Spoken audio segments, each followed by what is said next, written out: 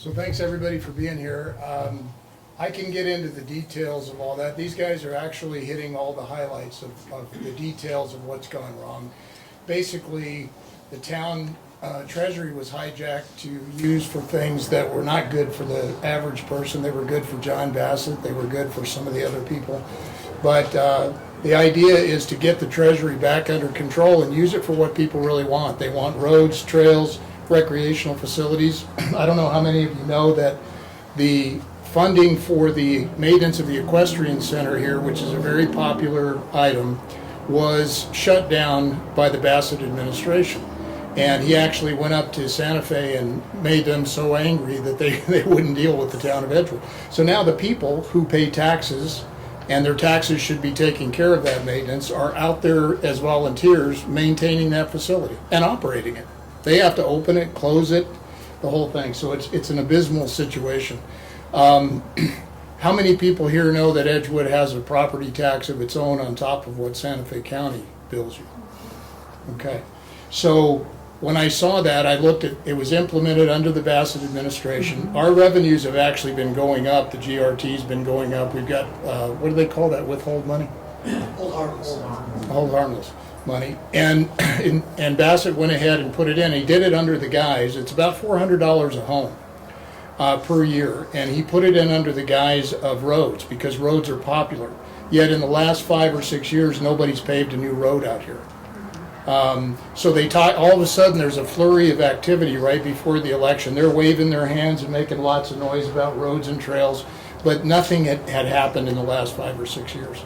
So I'd like to get some questions from you all. I'd like to hear what you want, unless you want to hear more about my experience or anything. I ran a construction company. I know a lot about the things that affect the roads. We had an annual budget that was bigger than the town of Edgewood, and so I had to learn how to work with people, and I had to take the collective wisdom of my employees and consultants in the group, which is totally being ignored here. And when I say that, I don't mean just shutting out Audrey from the books. I mean, there are people in this community that can contribute a great deal. Bill Hickey, who's been on Facebook and our websites, was a sewer plant operator for about 20 years in San Diego. They won't even talk to him. So anyway, if you all want to ask some questions, I'm ready. Yes, ma'am. Horton got paved south of Dinkle to where the pavement ended. That did happen in the last year or so. Yeah, the story there is the paving was pretty decent. I guess Audrey lives out there. They went and for some reason chewed up the pavement, tore it up and left it that way. They had. You all live out there. How long? Jerry, they had a piece of money they had to use or give it back to the state. It happened in November of 2019. Yeah. 2018, 2019. So they left And that so they tore up that road. so they could spend the money redoing it. I figured they'd repave it quickly, but it $38,000. took a year and a half. A nice road and they. Yeah. So that's kind of mismanagement. You know, they could have, if they had planning ahead and they didn't get in a panic at the last minute to have to spend some money or lose it, they would have had other shovel-ready road projects ready to pave. They didn't. So they panicked and spent that money foolishly. They're doing a lot of those kind of projects like that bridge. The point is that it was already paved. Yeah. Right. Go ahead. Jerry, since you've been so involved with so many things, Edgewood is so dysfunctional, the policies really need to be touched on first. There has to be ordinances that have to be cleaned up. There needs to be something put in place that holds people accountable, because nobody that was up there on the board was able to get Bassett removed based on their nepotism. There was nothing. He just sat it out and he waited. So I think the policies and the employment records, that all needs to be cleaned up. And I'm hoping that that's what happened in the first 3 to 6 months. Yeah, I'm sure that'll be a focus, but it's also the lack of enforcement. You know, John Bassett, when he got into office, I've talked to so many people, like on the planning and zoning board. There were several people. One guy was a commercial banker that had exclusive experience in commercial real estate and development and ordinances and laws. And Bassett would actually run people off that had the slightest disagreement with him. It was going to be his way or the highway, and most of them took the highway. So.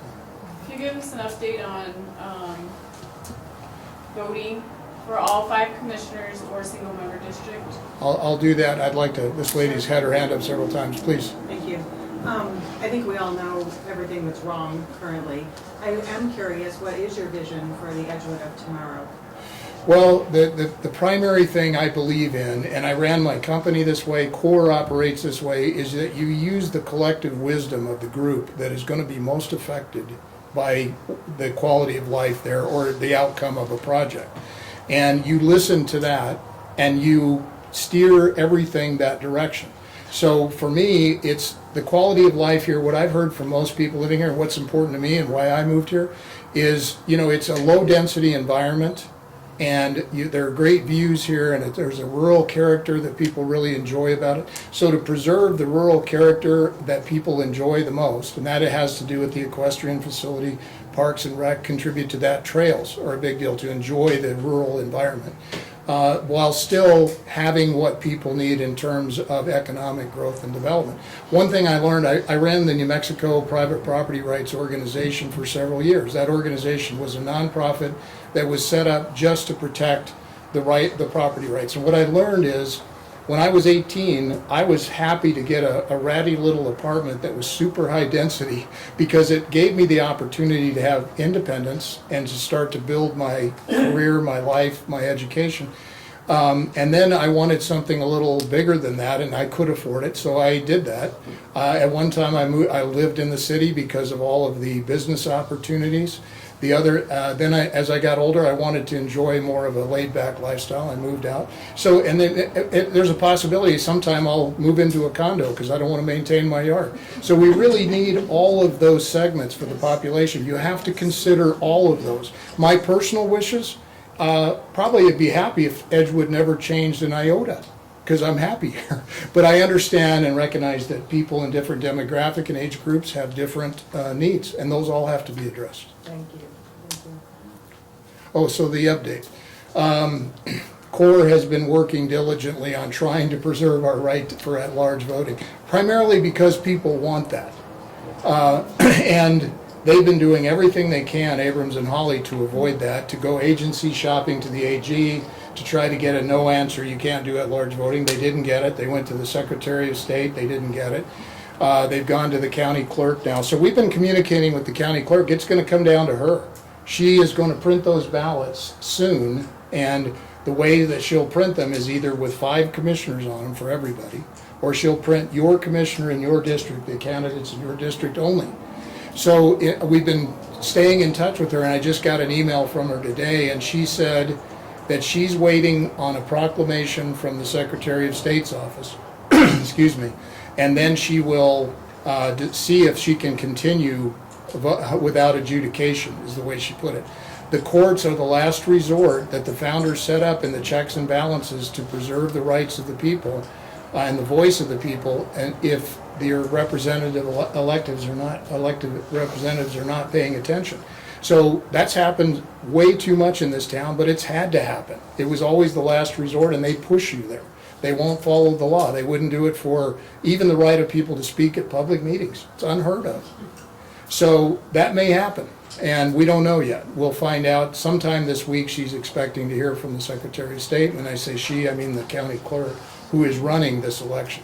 So we'll find out, and I believe that if they don't do the right thing, that we will do what we've done in the past, which is have to take it to a judge. Yes, and also very interesting, so we get capital outlay money, which means you guys, they'll present a bill, maybe we're gonna work on all the roads for the state or districts. Capital outlays, they give us some extra money that we're allowed to give to our district. There was a big request to give you guys money for roads. So I find that interesting, that if they had money for roads, why are they asking money for more roads? Anyways, same question, how do you feel about the governor going in and getting rid of that school board that made their own decision, they don't want the children to wear masks? I think every decision should be made to the maximum extent possible by the local people and on an individual basis. So you should have the ability to make your individual decisions, and then in the local community where you live, you should make those decisions. Karen? Sherry, when you're talking to Catherine Clark, there's a whole bunch of people in our little town that they're not sure what district they're in. We all know because we're actively involved, but they need one of those nice big Santa Fe County, she did it for the congressional election. We need a map because not everyone has the internet. Not everybody can go online and zoom in and see where they are. And I think there's a lot of people that don't have a clue what district they're in. And if we want to get the vote out, people have to know where they live and what district they're voting for. However the vote, it's just important, and I don't think half of our citizens are informed about that. And when we worked on the special election last year, I was shocked at how many people I called that said, we don't have the internet. I try to lead them to a website to get more information. They said, I don't have the internet. I don't have a computer. And that's more people than you'd realize out here. I asked her that question because I wanted a list of the voters, registered voters by district. And she said, we haven't sorted them into districts yet because we're not sure that we're going to have to vote by single member district. And if not, it's irrelevant because she will just print all of the candidates and they will be located by district, but everybody can vote for all 5. So they're not even going to sort them out into districts until and unless that happens. I just think it would be nice if people could go to some big map at town hall and say, there's my street, that's where I am, because I promise you, half of the time thought they were in Congressional District 1, when in fact they were in District 4. And if I hadn't had this big map to show them, I think it would just help. But good point. We're not going to be sorted that way if we vote the way we should vote. And if we are, we definitely need that map and we need the voter list by district. We can publish those, so if that happens. We just need maps out and stuff like that, just to have everybody see that there's an election coming. Because I grew up in this little tiny town. I mean, not a little tiny town, but you can knock on the doors and you can walk up and down the blocks. You can't do that here. Some people will shoot you if you go on their property. Or the dogs attack you. So it's just, we just need to get stuff out there for everyone to keep reminding everyone when they leave their home that we have an election coming in November. Because a lot of people don't know about it and they don't think about it. So what would you do to make that happen, Jerry? To make people aware of the election? Yeah. Well, Audrey's helping out tonight, and Yeah. I know that CORE is not going to, endorse any candidates, but they're going to do some interviews and with some of the candidates, and then there'll be getting the word out through walking the neighborhoods. I would encourage all the candidates to do that. Although I know what you're talking about, but you can always hang a little flyer on the gate. Ray and I can always carry the signs on our horses. That gets a lot of attention. That gets a lot of attention, and I have to say. All right with you.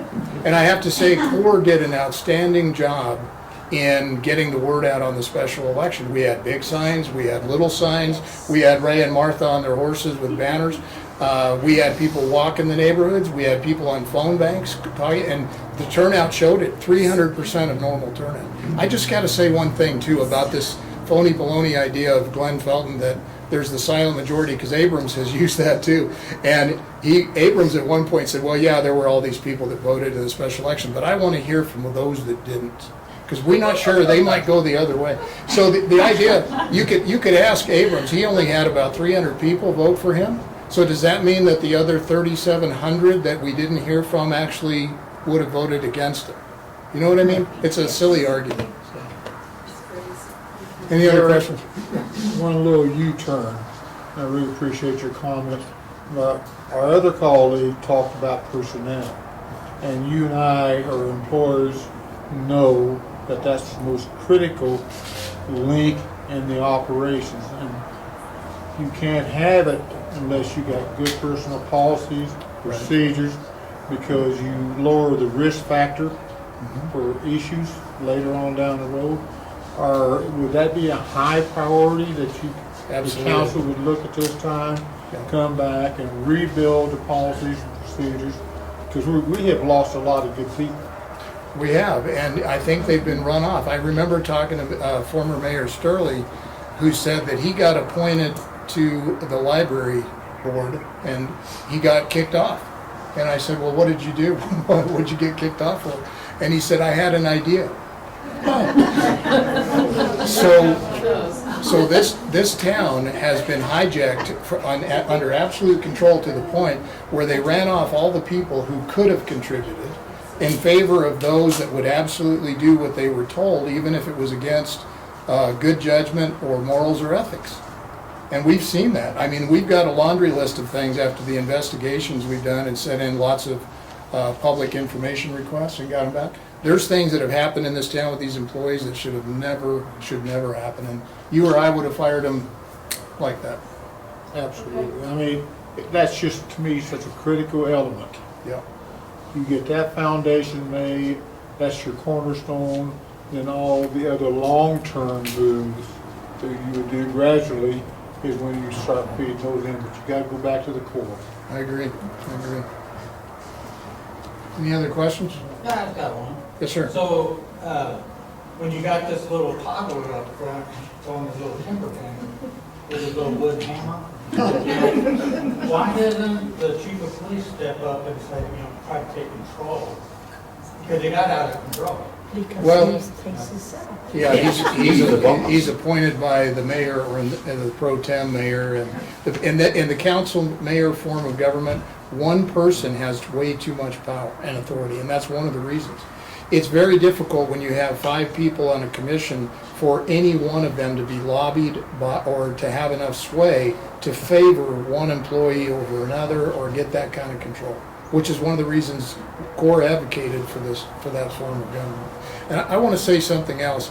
I really appreciate Audrey in this respect, in a lot of respects. But she was. When was your term was going to be over if we didn't do the special election? No, I'm still in. It was Sherry's that would have ended. No, but I mean, you had a long way to go. And she got behind yes, the that's special true. election knowing she was going to have to rerun after just having been elected. And it's a personal sacrifice to have to do that. So I just wanted to mention that and show some appreciation for that. Because I've never run before, but if I had run and then had to change form and run again in a year, that's kind of a big deal. A lot of energy to put out. So thank you for that.